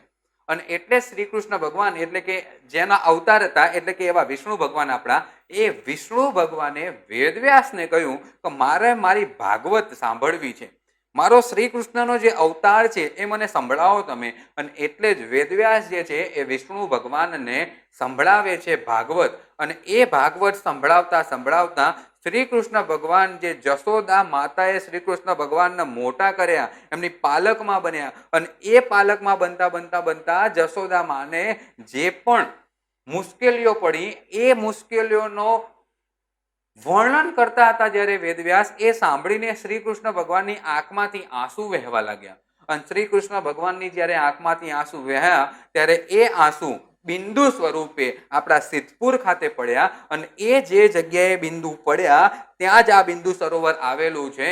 તો ખાસ યાદ રાખજો, એના જ કારણે એવું કહેવાય છે મિત્રો કે માતૃશ્રાદ્ધ કરવું હોય તો કઈ જગ્યાએ જાઓ? સિદ્ધપુરમાં. એનું કારણ મેં તમને કહી દીધું. પરશુરામ ભગવાને માતાનું શ્રાદ્ધ કઈ જગ્યાએ કર્યું હતું? સિદ્ધપુરમાં. અને બીજા નંબરે હું તમને કહું કેમ બિંદુ સરોવરમાં સ્નાન કરવું આવશ્યક છે? કારણ કે બિંદુ સરોવર વિષ્ણુ ભગવાનની આંખમાંથી નીકળેલા આંસુઓમાંથી બનેલું છે. એના કારણે બિંદુ સરોવરમાં સ્નાન કરવું ખૂબ જ આવશ્યક છે. બીજી જો વાત કરીએ મિત્રો આપણે આ કાત્યકના મેળાની, તો અહીંયા પુષ્કળ પ્રમાણમાં ઊંટની લે વેચ કરવામાં આવે છે. તો ખાસ યાદ રાખજો, ઊંટની લે વેચ કઈ જગ્યાએ કરવામાં આવે છે? સિદ્ધપુર કાત્યકના મેળામાં. મિત્રો અહીંયા વિદ્યાર્થીઓ બહુ જ કન્ફ્યુઝન અનુભવતા હોય છે. ગધેડાની લે વેચ કઈ જગ્યાએ કરવામાં આવે? તો ગધેડાની જે લે વેચ છે ને મિત્રો એ વૌઠાના મેળામાં કરવામાં આવે છે. અને ઊંટની જે લે વેચ છે કઈ જગ્યાએ કરવામાં આવે? તો કાત્યકના મેળામાં ઊંટની લે વેચ કરવામાં આવે છે. તો આ વસ્તુને ખાસ યાદ રાખીશું આપણે બધા. ગધેડાની લે વેચ વૌઠાના મેળામાં, એટલે જ એને કદાચ આપણે બધા ગધર્વ મેળો પણ કહીએ છીએ, જો આપણને બધાને ખ્યાલ હોય તો. અને ત્યાર પછી જઈને યાદ રાખો ઊંટની જે લે વેચ છે એ કઈ જગ્યાએ કરવામાં આવે છે? તો ઊંટની લે વેચ મિત્રો યાદ રાખજો, કાત્યકનો મેળો, સિદ્ધપુરનો મેળો ત્યાં કરવામાં આવે છે. આપણને બધાને જ ખબર છે સિદ્ધપુર ખાતે રુદ્ર મહાલય બંધાવવામાં આવેલો હતો. રુદ્ર મહાલય બંધાવવાની શરૂઆત તમને બધાને જ ખબર છે ગુજરાતના સુવર્ણ યુગના પ્રથમ રાજા એવા મૂળરાજ સોલંકી દ્વારા કરવામાં આવી હતી. અને યાદ રાખો એ રુદ્ર મહાલયનો જે જીર્ણોદ્ધાર છે એ યાદ રાખો સિદ્ધ, ચંડ, અવંતીનાથ, બર્બરીક, જીષ્ણુ, ચક્રવર્તી, મહારાજા સિદ્ધરાજ જયસિંહ દ્વારા કરવામાં આવી હતી. તો ખાસ યાદ રાખજો, રુદ્ર મહાલય બનાવવાની શરૂઆત કોણે કરી હતી? મૂળરાજ સોલંકીએ. પરંતુ રુદ્ર મહાલયનો જીર્ણોદ્ધાર કોના દ્વારા કરવામાં આવ્યો હતો? સિદ્ધરાજ જયસિંહ દ્વારા. અને ત્યારબાદ મિત્રો યાદ રાખીએ આપણે બધા, અહીંયા મહાદેવના પુત્ર એવા કાર્તિકેય ભગવાનનું અહીંયા મંદિર આવેલું છે. તો આ જે વિશેષતાઓ હતી આ મેળાની મિત્રો, એ આપણે અહીંયા જોઈ. હવે મિત્રો યાદ રાખીએ કે મેં તમને આ બધી ચર્ચા સ્વરૂપે તો વાત કરી લીધી. હવે આપણે અહીંયા એક વખત ફરીથી યાદ રાખવાનો પ્રયત્ન કરી લઈએ. કાત્યકનો મેળો છે એને કયા નામે ઓળખવામાં આવે છે? શેરડીયોનો મેળો. કાત્યકના મેળાને કયા નામે ઓળખવામાં આવે છે? શેરડીયોનો મેળો. સ્થળ યાદ રાખીશું સિદ્ધપુર પાટણ. ખાસ યાદ રાખજો ક્યારે ભરાય છે? કારતક સુદ પૂનમના દિવસે. સિદ્ધપુર પાટણમાં કારતક સુદ પૂનમના દિવસે શેરડીયોનો મેળો એટલે કે કાત્યકનો મેળો યોજાય છે. સિદ્ધપુરના જૂના નામ યાદ રાખો. સિદ્ધપુર એટલે સિદ્ધ ભૂમિ અને સિદ્ધ ક્ષેત્ર. સિદ્ધપુર એટલે સિદ્ધ ભૂમિ અને સિદ્ધ ક્ષેત્ર. અને યાદ રાખો મિત્રો, સિદ્ધપુર ખાતે સરસ્વતી નદીના કિનારે માતૃશ્રાદ્ધ, એકાદશી શ્રાદ્ધ, અસ્થિ વિસર્જન, નારાયણ બલિ જેવા અનુષ્ઠાનો કરવા માટે શ્રદ્ધાળુઓ આવે છે. મેં તમને કહ્યું એમ જ, માતૃશ્રાદ્ધ કરવા માટે ગુજરાતમાં જાણીતું સ્થળ જણાવો તો એ જાણીતું સ્થળ કયું આવશે? સિદ્ધપુર. પિતૃશ્રાદ્ધ કરવા માટે ગુજરાતનું જાણીતું સ્થળ જણાવો તો એ સ્થળ કયું આવશે? ચાણોદ એટલે કે ચાંદોદ. કયા જિલ્લામાં આવેલું છે? વડોદરા. તો યાદ રાખજો, માતૃશ્રાદ્ધ, એકાદશી શ્રાદ્ધ, શ્રાદ્ધ જ છે મિત્રો, યાદ રાખજો. અસ્થિ વિસર્જન, અસ્થિ વિસર્જન એટલે કે તમારા જે વ્યક્તિઓ જે છે એ અવસાન પામ્યા છે અને એ અવસાન પામે ત્યારે આપણને બધાને જ ખબર છે, આપણે માટલીમાં એમના અસ્થિ રાખીએ છીએ, એ વિસર્જન કરવા માટે જઈએ છીએ. તો મોટા ભાગના લોકો અહીંયા અસ્થિ વિસર્જન માટે પણ આવતા હોય છે. નારાયણ બલિ જેવા અનુષ્ઠાનો કરવા માટે શ્રદ્ધાળુઓ આવે છે. ગંગા, યમુના અને સરસ્વતી નદીઓનો સંગમ થાય છે તેવું માનવામાં આવે છે. મિત્રો આ યાદ રાખીશું. અહીંયા ગંગા, યમુના અને સરસ્વતી નદીઓનો સંગમ થાય છે એવું માનવામાં આવે છે. કદાચ ગંગા અને યમુના નદી અહીંયા વર્ષો પહેલા આવતી હશે, કાં તો ભૂગર્ભ નદી તરીકે પણ આવતી હશે. એટલે અહીંયા આવું ખાલી માનવામાં આવે છે. ગંગા, યમુના અને સરસ્વતી નદીનો અહીંયા સંગમ જોવા મળે છે. આ મેળાની મુખ્ય વિશેષતા ઊંટની થતી લે વેચ છે. મેં તમને હમણાં પણ કહ્યું અને અત્યારે પણ કહું છું, ઊંટની લે વેચ કયા મેળામાં થાય? તો કાત્યકના મેળામાં, સિદ્ધપુરના મેળામાં, કાં તો શિરડીઓના મેળામાં. ગધેડાની લે વેચ કયા મેળામાં થાય? વૌઠાના મેળામાં. તો આ વસ્તુને યાદ રાખીશું. મેળાની મુખ્ય વિશેષતા છે ઊંટની થતી લે વેચ. આ મેળાનું બીજું નામ છે શિરડીઓનો મેળો છે.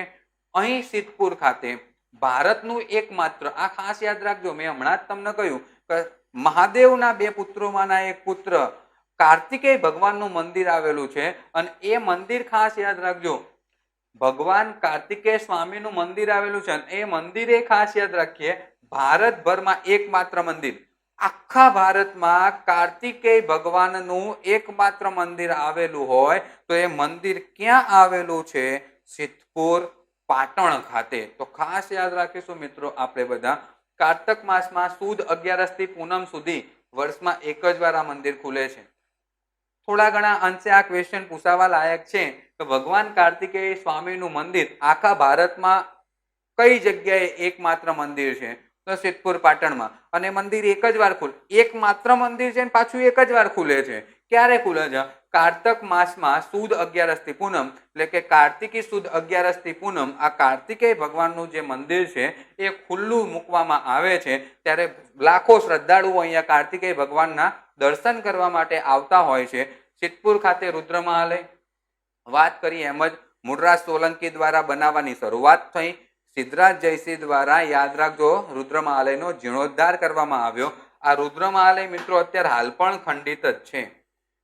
કોઈ રુદ્ર મહાલય પરિપૂર્ણ કર્યો નથી. તો યાદ રાખીશું, રુદ્ર મહાલય અત્યારે હાલ ખંડિત છે. બિંદુ સરોવર, મેં તમને કહ્યું એમ જ, તમે જો અહીંયા શ્રાદ્ધ કરવા માટે જાઓ છો અને બિંદુ સરોવરમાં સ્નાન નથી કરતા તો એ શ્રાદ્ધ અધૂરું માનવામાં આવે છે. એનું કારણ એકમાત્ર છે કે બિંદુ સરોવરનું નિર્માણ વિષ્ણુ ભગવાનની આંખમાંથી નીકળેલા આંસુમાંથી થયેલું છે.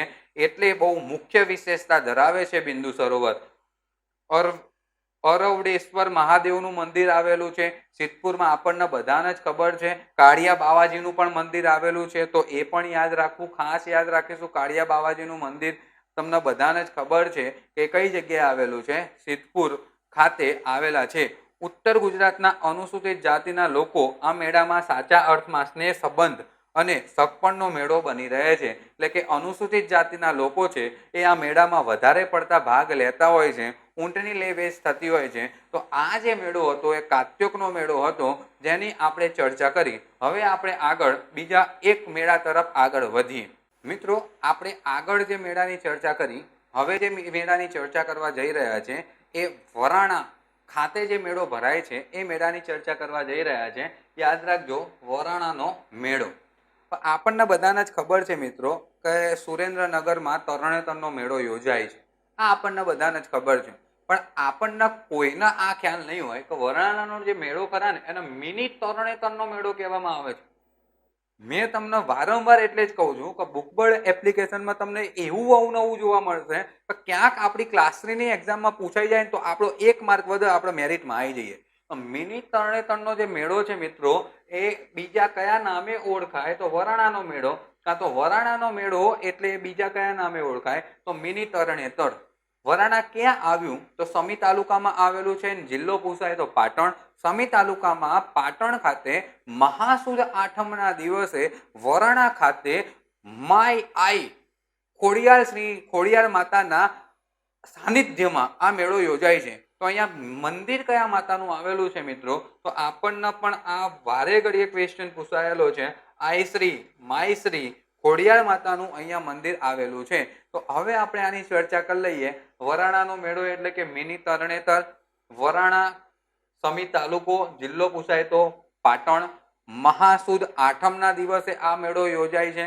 પાટણ જિલ્લાનો વઢિયાર પંથક કાઠિયાવાડની લઘુ આવૃત્તિ કહેવાય છે. પાટણ જિલ્લાનો જે વઢિયાર પંથક છે મિત્રો, એ આપણે જે કાઠિયાવાડ કહીએ છીએ સૌરાષ્ટ્રમાં આવેલું, એની લઘુ આવૃત્તિ કહેવામાં આવે છે. યાદ રાખીશું મિત્રો, કદાચ આપણને ક્વેશ્ચન પૂછાય તો પાટણ જિલ્લાનો કયો પ્રદેશ કાઠિયાવાડની લઘુ આવૃત્તિ કહેવામાં આવે છે, તો પાટણ જિલ્લાનો વઢિયાર પંથક જે છે એ કાઠિયાવાડની લઘુ આવૃત્તિ કહેવામાં આવે છે. વરાણા ખાતે પ્રતિવર્ષ મહાસુદ આઠમના દિવસે ખોડલમાના સાનિધ્યમાં આ મેળો યોજાય છે. આ શ્રી ખોડલમાનું અહીંયા મંદિર છે અને પરમ પૂજ્ય એવા આપણા ખોડિયાર માતાના સાનિધ્યમાં આ મેળો યોજાય છે. ઘણી વખત આ ક્વેશ્ચન પૂછાયો છે કે વરાણામાં કઈ માતાજીનું મંદિર આવેલું છે, વરાણામાં કયા માતાજીનું મંદિર આવેલું છે, તો આઈ શ્રી ખોડિયાર માતાજીનું મંદિર આવેલું છે. અહીં ભાવિકો આઈ શ્રી ખોડિયાર માતાજીને આ યાદ રાખજો, તલ અને સાકરની બનેલી સાનીનું નિવેદ ચડાવે છે. આપણને બધાને જ ખબર છે, મોટા ભાગના લોકો આપણા બે નવરાત્રી જે આવે છે એમાં એક ચૈત્રી નવરાત્રી હોય છે, આપણને બધાને જ ખબર છે. અને એમાંય મોટા ભાગના લોકો ચૈત્રી સુદ આઠમના દિવસે પોતપોતાનું ગામ હોય કાં તો પોતાની જે કુળદેવી હોય એમાં નિવેદ ચડાવતા હોય છે. પણ અહીં મહાવદ આઠમના દિવસે સમી તાલુકામાં પાટણમાં વરાણા ખાતે જ્યાં મિની તરણેતરનો કાં તો વરાણાનો જે મેળો યોજાય છે ખોડિયારમાંના સાનિધ્યમાં, ત્યારે અહીંયા ભાવિ ભક્તો દ્વારા તલ અને સાકરની બનેલી, યાદ રાખજો, સાનીનું નિવેદ ચડાવે છે. સાની ચડાવવાની આ વર્ષો જૂની પરંપરા ચાલતી જ રહેલી છે અને અત્યારે પણ લોકો મહાસુદ આઠમના દિવસે અહીંયા તલ અને સાકરની શું ચડાવે છે, તો યાદ રાખજો મિત્રો, સાની ચડાવે છે. તો આવો કંઈ આપણો આ મેળો હતો, વરાણાનો મેળો, તરણેતરનો મેળો. અને હવે આપણે ગુજરાતમાં આવેલ જ્યોતિર્લિંગ એટલે કે સોમનાથના મેળા વિશેની ચર્ચા કરીએ મિત્રો. વરાણાનો મેળો આપણે મિત્રો ભણ્યા બાદ હવે ગુજરાતમાં આવેલ જ્યોતિર્લિંગ એવા સોમનાથ મંદિર ખાતે ભરાતા મેળાની વાત કરીએ. ગીર સોમનાથ જિલ્લામાં સોમનાથ ખાતે આ મેળો ભરાય છે કાર્તિકી સુદ પૂનમના દિવસે, એટલે કે કાર્તિકી પૂનમના દિવસે આ મેળો ભરાય છે. ભારતમાં કુલ 12 જ્યોતિર્લિંગ આવેલા છે. એમાંથી ગુજરાતમાં 2 જ્યોતિર્લિંગ છે. એક જ્યોતિર્લિંગ તમારી સામે જ છે મિત્રો, અહીંયા જે સોમનાથનું જ્યોતિર્લિંગ આપણે કહીએ છીએ મહાદેવ ભગવાનનું. ત્યાર પછી જઈને યાદ રાખીએ, બીજું જે જ્યોતિર્લિંગ છે એ દ્વારકા ખાતે આવેલું નાગેશ્વર જ્યોતિર્લિંગ. ત્યાં પણ દરેક જ્યોતિર્લિંગમાં મહાદેવ જે ભગવાન જે ખરા એમના શિવલિંગની પૂજા થતી હોય છે. અને આ તો એક વિશિષ્ટ જ્યોતિર્લિંગ છે સોમનાથ જે ખરા. ઘણીવાર ચડાઈ થઈ તેમ છતાંય આપણું આ જે સોમનાથનું મંદિર છે અત્યારે હાલ પણ એવું ને એવું જ છે. લાખો શ્રદ્ધાળુઓ પોતાની ભક્તિ, પોતાની શ્રદ્ધા લઈને આ જ્યોતિર્લિંગના દર્શન માટે આવતા હોય છે. એવા મેળાનું આપણે શરૂઆત કરીએ. સ્થળ છે ગીર સોમનાથ. ભરાય ક્યારે? કાર્તિકી પૂનમના દિવસે. અરબી સમુદ્ર જેનું પાદ પ્રક્ષાલન કરે છે તેવા ભગવાન સોમનાથના સાનિધ્યમાં આ મેળો યોજાય છે. મેં તમને કહેલું એમ જ મિત્રો, અહીંયા એક વિશિષ્ટ વાત બહુ સારી જાણવા જેવી છે. આપણને ગુજરાત જે ખરા એનો દરિયા કિનારો છે એ એપ્રોક્સિમેટલી ખબર છે 1600 કિલોમીટરનો છે. અને કયો સમુદ્ર આપણને અડે છે? તો અરબ સાગર. એટલે કે અરબી સમુદ્રના કિનારે આપણું આ જ્યોતિર્લિંગ આવેલું છે સોમનાથનું. અને સોમનાથ જાઉં તો એક મસ્ત એવો ત્યાં સ્તંભ ઊભો છે. અને એ જે સ્તંભ ખરા ને એની ઉપર આખી પૃથ્વી મૂકેલી છે અને પૃથ્વીમાંથી એક એરો મારેલો છે. જો કદાચ તમે જાઓ તો કોઈક વખત જાઓ ને તો એ જાણવાનો પ્રયત્ન કરજો કે અહીંયા આ સ્તંભ ઊભો કરી એની ઉપર પૃથ્વી મૂકી અને આ વચ્ચે જે એરો માર્યો છે એ શાનું પ્રતીક છે? હું તમને નહીં કહું, પણ કોઈક વખત જાઉં તો એ પ્રતીક શાનું છે એ ચેક કરજો. રિયલીમાં જાણવા લાયક ઇન્ટરેસ્ટિંગ વાત છે એ રહીએ. તો યાદ રાખીશું મિત્રો, અરબી સમુદ્રના કિનારે સોમનાથ ખાતે આ મેળો ભરાય છે.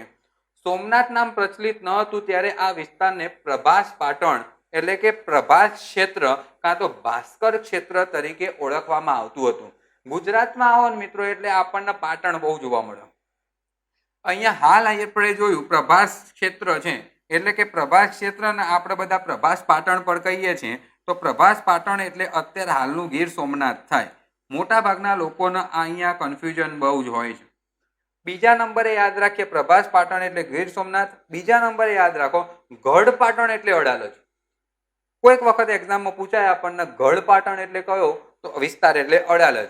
અને ત્રીજા નંબરે યાદ રાખો અણહિલપુર પાટણ એટલે અત્યારે હાલનું પાટણ. તો આ ત્રણે યાદ રાખજો. પ્રભાસ પાટણ કાં તો પ્રભાસ ક્ષેત્ર એટલે ગીર સોમનાથ, ગઢ પાટણ એટલે અડાલજ અને અણહિલપુર પાટણ એટલે હાલનું જે પાટણ છે એની વાત થાય તો આપણે જૂનું નામ યાદ રાખજો ગીર સોમનાથનું પ્રભાસ પાટણ કાં તો પ્રભાસ ક્ષેત્ર હતું. સોમનાથ મંદિર ખાતે હિરણ, કપિલા અને સરસ્વતી નદીનું સંગમ છે. બહુ જ એક્ઝામમાં સંગમ પૂછાયેલો છે કે સોમનાથ મંદિર ખાતે કઈ નદીના સંગમ છે. તો પોસિબલ હોય ને તો મિત્રો આવી રીતે યાદ રાખવાનો પ્રયત્ન કરજો જેને યાદ ના રહેતું હોય તો. આવું બોલવું ખાલી હિંસક. બહુ બધા લોકો હોય છે કે જે હિંસા માનતા હોય છે.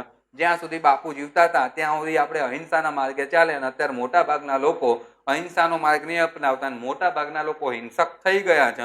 તો હિંસક આ યાદ રાખવા માટે જ કહું છું, કોઈ આડું અવડું ના સમજતા. હિંસક બોલો એટલે આપણને અહીંયાથી પહેલી નદી મળી જાય હિરણ, સ ઉપરથી બીજી નદી મળી જાય સરસ્વતી, તો આપણને દેખાય જ છે. અને ક ઉપરથી આપણને ત્રીજી નદી મળી જશે જે નદીનું નામ કયું છે કપિલા.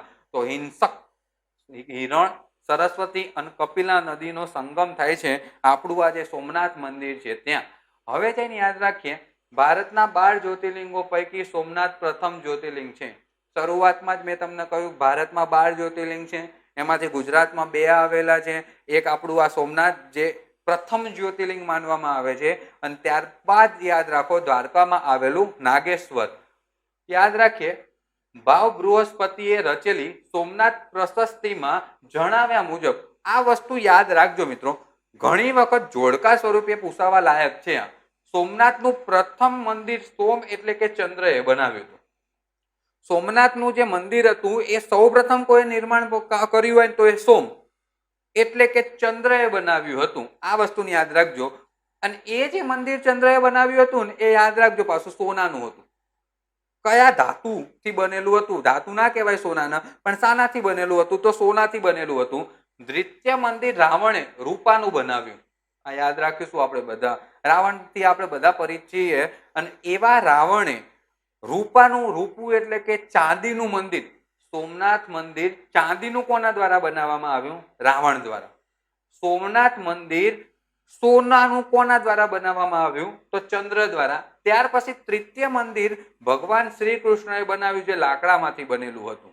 યાદ રાખજો ભગવાન શ્રી કૃષ્ણએ અહીંયા લાકડામાંથી મંદિર બનાવ્યું. અને ત્યારબાદ યાદ રાખીએ સોલંકી કાળમાં ભીમદેવ પહેલાએ 1026-27 પથ્થરના મંદિરનું નિર્માણ કરાવ્યું. કદાચ એક્ઝામમાં પૂછાય તો આપણે 1026 લખીશું. જો બે આપેલા હોય 1026-27, 1027-28 તો આપણે 1026-27 રાખીશું. પણ એક જો આપણને સાલ આપ્યું હોય તો 1026, 1027, 1028 તો આપણે બધા 1026 લખીને આવીશું.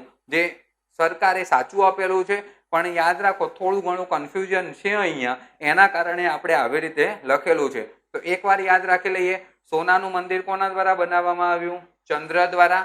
ત્યાર પછી રૂપાનું મંદિર કોના દ્વારા બનાવવામાં આવ્યું?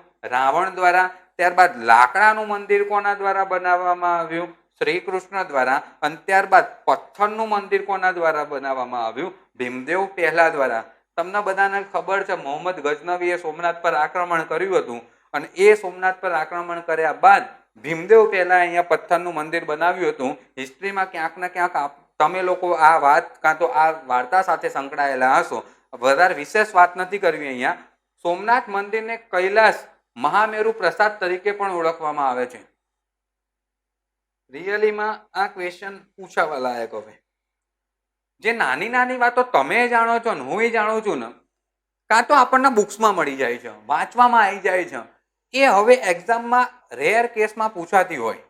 પણ જો કદાચ આપણે સારા માર્ક કવર કરવા હોય તો આપણને આવું યાદ રાખવું બહુ જરૂરી છે. અને એટલે જ હું વારે ઘડી આ જ લેક્ચરમાં હું તમને ત્રીજી વખત કહું છું કે જો બુકબોર્ડ એપ્લિકેશન હશે તમારી પાસે તો નવું આવું તમને જાણવા મળશે જે એક્ઝામમાં તમને મદદરૂપ થશે. તો સોમનાથ મંદિરને કૈલાસ મહામેરુ પ્રસાદ તરીકે પણ ઓળખવામાં આવે છે. અને આ મંદિરનું નિર્માણ નાગર શૈલીમાં થયેલું છે. મોસ્ટ ટાઈમ પ્રશ્ન, સોમનાથ મંદિરનું નિર્માણ કઈ શૈલીમાં થયેલું છે? તો નાગર શૈલીમાં થયેલું છે.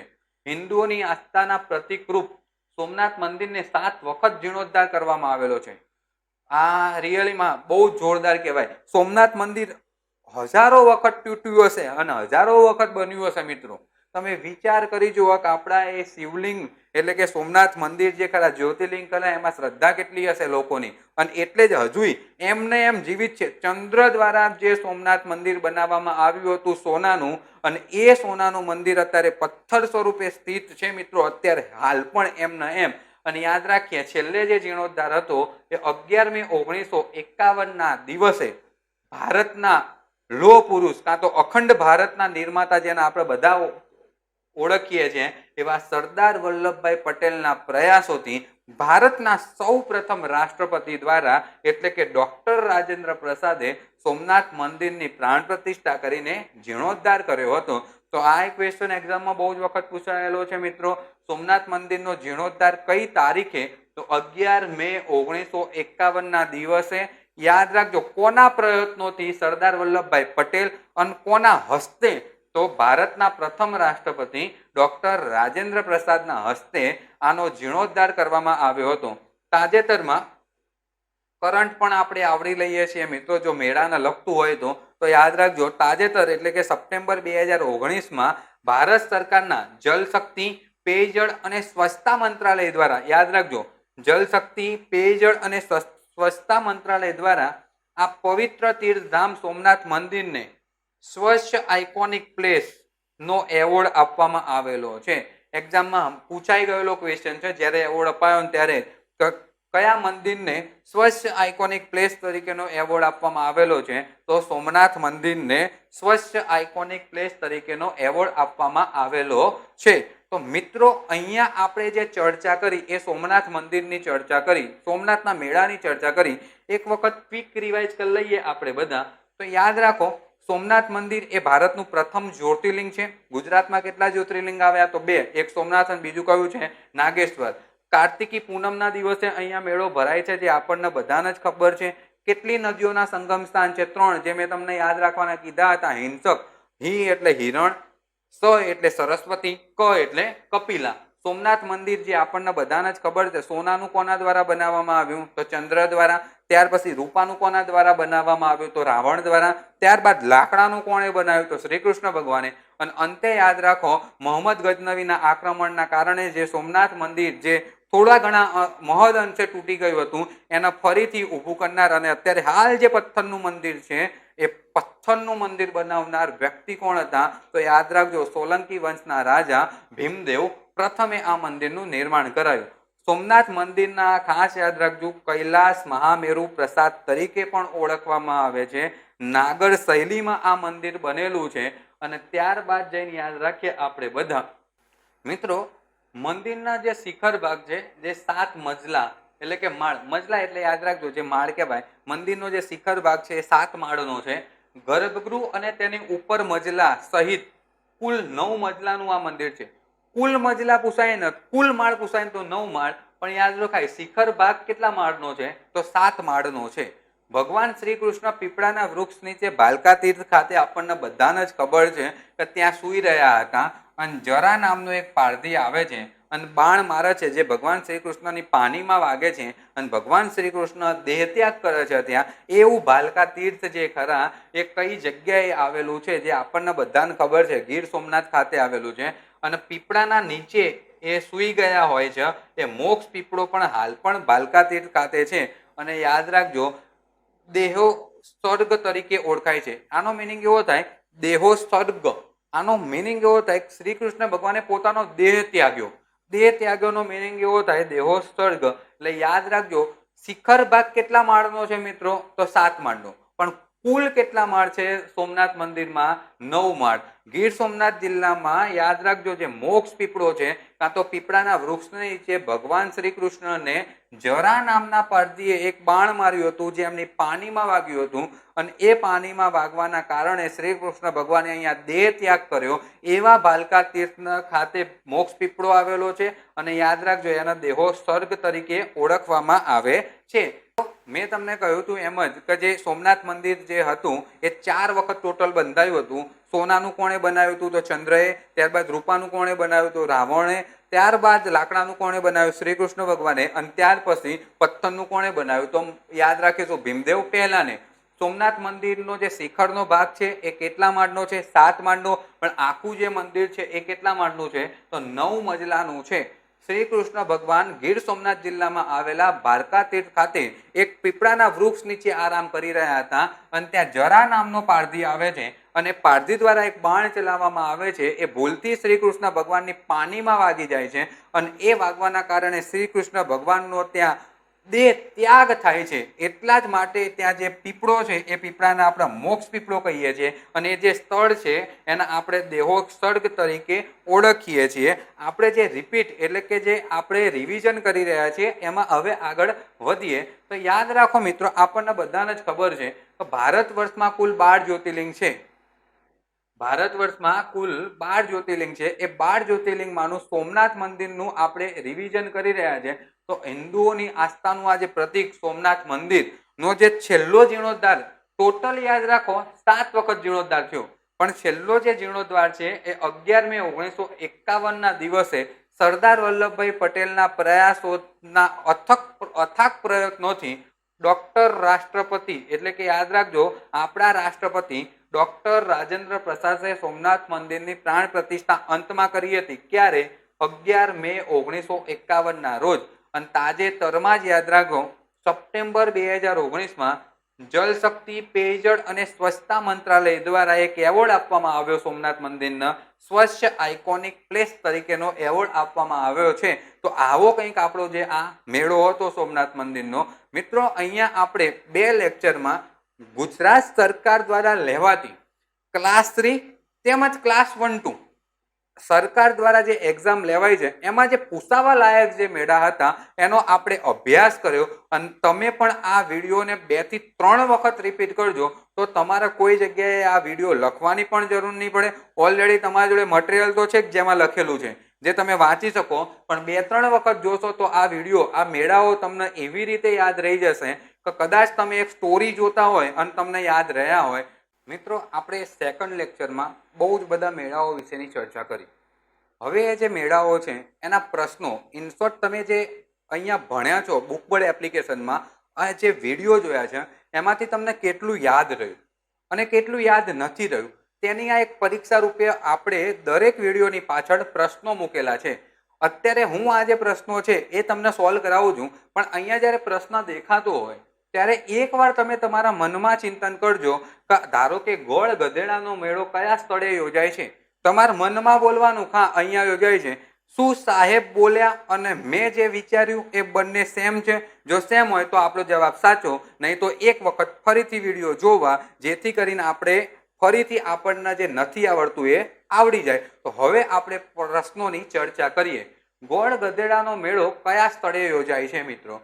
તો આપણે બધા યાદ રાખીશું જેસાવાડા.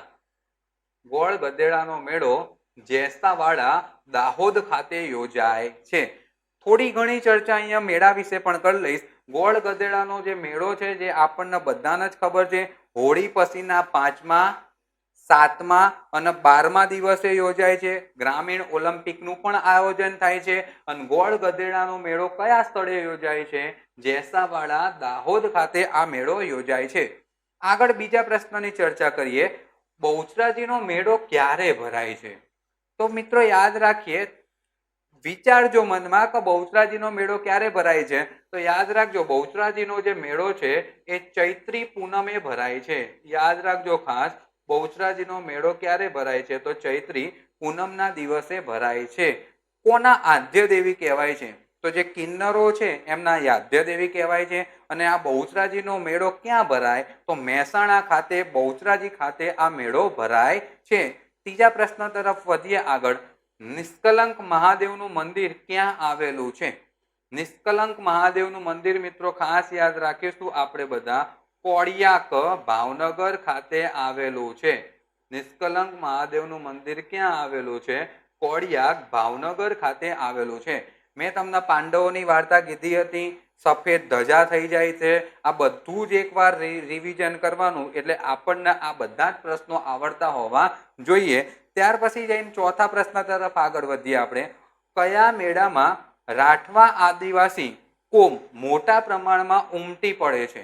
તો છોટા ઉદેપુરમાં યાદ રાખજો, જે ક્વાંટનો મેળો ભરાય છે, ખાસ યાદ રાખીશું આપણે બધા, છોટા ઉદેપુર ખાતે જે ક્વાંટનો મેળો ભરાય છે, એ જે મેળો ખરા એમાં મોટા પ્રમાણમાં રાઠવા આદિવાસી કોમના લોકો હોય છે, એ ઉમટી પડતા હોય છે. તો આ વસ્તુ આપણે યાદ રાખવી. નેક્સ્ટ પ્રશ્ન તરફ આપણે આગળ વધીએ. મીરા દાતાર કયા જિલ્લામાં આવેલું છે? મીરા દાતાર કયા જિલ્લામાં આવેલું છે? તો આપણને બધાને જ ખબર હોવું જોઈએ. મીરા દાતારનું જે પ્રોપર પ્લેસ છે એ ઉનાવા છે.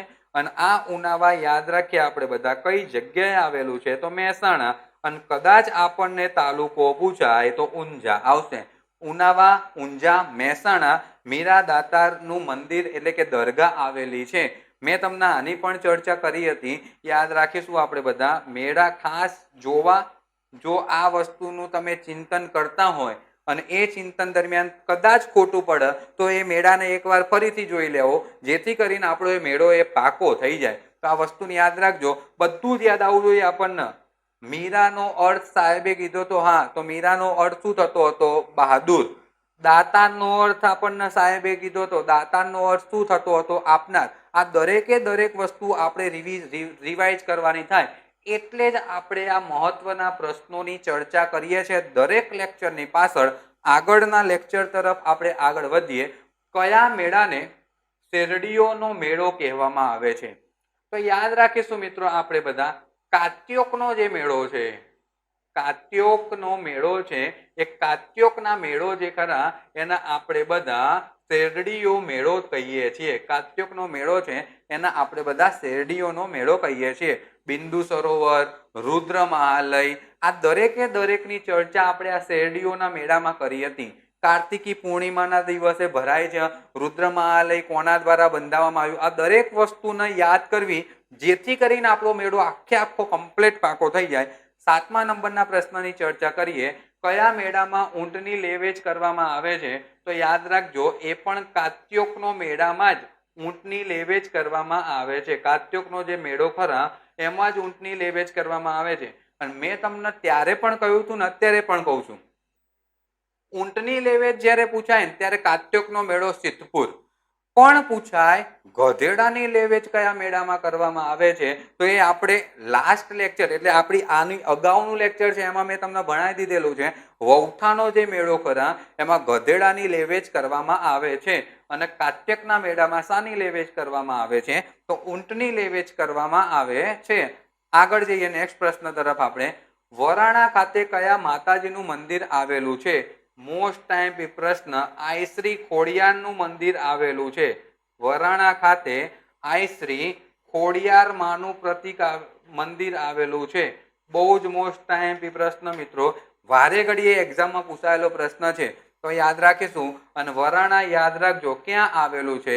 તો યાદ રાખો, વરાણા એ મહેસાણા જિલ્લામાં આવેલું છે. ત્યાર પછી જઈને યાદ રાખીએ, સોમનાથ ખાતે કઈ 3 નદીઓનો સંગમ થાય છે? આ પ્રશ્ન એક્ઝામમાં બહુ જ વખત પૂછાયેલો અને મોટા ભાગના લોકોને અહીંયા કન્ફ્યુઝન થતું હોય છે. તો મેં તમને ત્યારે પણ એક ટ્રીક આપી હતી ને અત્યારે પણ એક ટ્રીક આપું છું કે તમારે શું બનવાનું? હિંસક બનવાનું. બસ હિંસક બનો એટલે આપણને આ 3 નદી યાદ રહી જાય. સોમનાથ મંદિર ખાતે જે સંગમ પામે છે, હી એટલે હિરણ નદી, જે આપણને ખબર જ છે. સ એટલે સરસ્વતી નદી. સ એટલે કઈ નદી? સરસ્વતી નદી. અને ક એટલે યાદ રાખીએ આપણે બધા કપિલા. તો હિરણ, સરસ્વતી અને કપિલા નદીનું સંગમ સ્થાન છે કઈ જગ્યાએ? સોમનાથ મંદિર ખાતે. અને ત્યારબાદ આજના લેક્ચરનો એટલે કે યાદ રાખો અંતિમ પ્રશ્ન, સોમનાથનું પથ્થરનું મંદિર એટલે કે જે શિવલિંગ છે એ કોણે બંધાવેલું છે? તો સોલંકી વંશના રાજા ભીમદેવ પ્રથમે. સોલંકી વંશના રાજા ભીમદેવ પ્રથમ જે ખરા એમના દ્વારા પથ્થરનું મંદિર બનાવવામાં આવેલું હતું. અને સોમનાથના મેળામાં આપણે બધી જ ચર્ચા કરી હતી કે સોનાનું મંદિર કોણે બનાવ્યું હતું? તો યાદ રાખીશું આપણે ચંદ્ર ભગવાને, કાં તો ચંદ્રએ. ત્યારબાદ રૂપા એટલે કે યાદ રાખીએ આપણે બધા ચાંદીનું મંદિર કોના દ્વારા બનાવવામાં આવ્યું હતું? તો રાવણ દ્વારા. ત્યાર કદાચ આપણને એક્ઝામમાં પ્રશ્ન પૂછાય તો સોમનાથનું જે મંદિર છે એ લાકડામાંથી કોણે બનાવ્યું? તો શ્રી કૃષ્ણ ભગવાને. અને અંતિમ પથ્થરનું મંદિર કોના દ્વારા બનાવવામાં આવ્યું હતું? તો ભીમદેવ પ્રથમ દ્વારા. મિત્રો, દરેક લેક્ચરની પાછળ આ પ્રશ્નો એક જ હેતુથી મૂકવામાં આવ્યા છે. તમે વિડીયો જોયા એ તમને કેટલા આવડ્યા? થેન્ક યુ મિત્રો. અને એક રિક્વેસ્ટ 100% કરવા માંગીશ, કારણ કે બુકબોર્ડ એકેડમીના બહુ જ બધા લોકો, એટલે કે આખી એક જે ટીમ છે એનો આ એક શ્રેષ્ઠ પ્રયત્ન છે કે તમારા લોકો સુધી એક વિશેષ માહિતી કોમ્પિટિટિવ એક્ઝામની પહોંચે. અને જો મિત્રો તમને આ વિડીયો હેલ્પફુલ લાગતો હોય કે ના રિયલીમાં આ વિડીયોથી અમને મદદ થાય છે, તો કોઈ પણ જગ્યાએ કોઈ વ્યક્તિને કાં તો કોઈ તમારા બીજા મિત્રને સજેશન આપતી વખતે 99% કાં તો 100% જો તમને હેલ્પફુલ લાગતી હોય તો તમે તમારા મિત્રના બુકબર્ડ એપ્લિકેશન ખરીદવાનું કાં તો બુકબર્ડ એપ્લિકેશનના વિડીયો જોવાનું કહેવાનું અચૂક ભૂલતા નહીં. Thank you for watching this video.